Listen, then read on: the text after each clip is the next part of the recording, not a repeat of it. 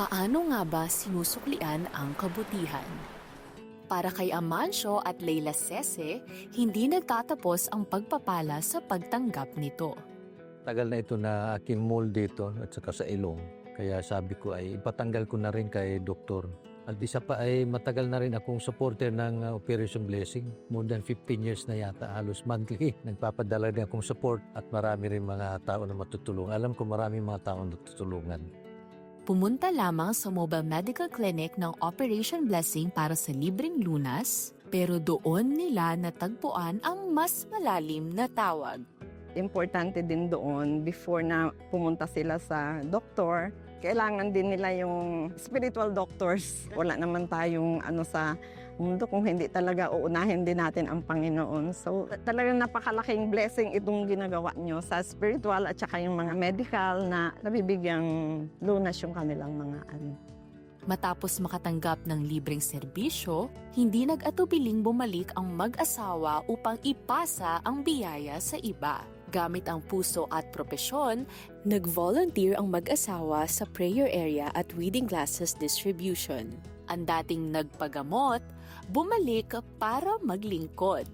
Nakakatuwa dahil sa obserbasyon ko, masayang-masaya sila na nakilala nila si Kristo bilang Panginoong nila tagapagligtas. Kasi marami talagang mga tulungan na yung may mga karamdaman. Hindi lang yan, kundi maging sa spiritual na kanilang pangangailangan ay nasiran.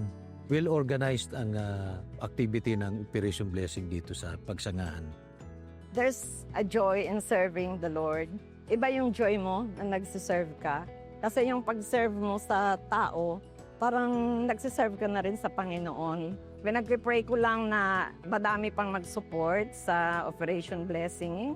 Kasi may inspire ka rin talaga kasi madami talaga kayong natutulungan. In-encourage ko yung iba na talagang mag-give ka ng time. Yung kanilang blessings na ini-enjoy, i-share din natin dito para maging daluyan din tayo ng pagpapala para sa iba, lalo na sa mga taong mga mahihirap.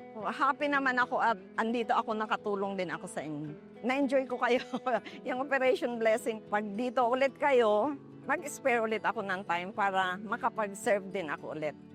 Talagang nakaka-encourage magbigay ng tulong dito sa Operation Blessing kasi nakita ko sa aking si-share din ng aking blessing sa Operation Blessing ay blinis din kami ni Mrs. Kaya in-encourage ko yung magbigay din ng tulong sa Operation Blessing ay patuloy sila na ma-encourage din dahil ito ay maraming beses na ibabalik din ng Panginoon ang mga blessing.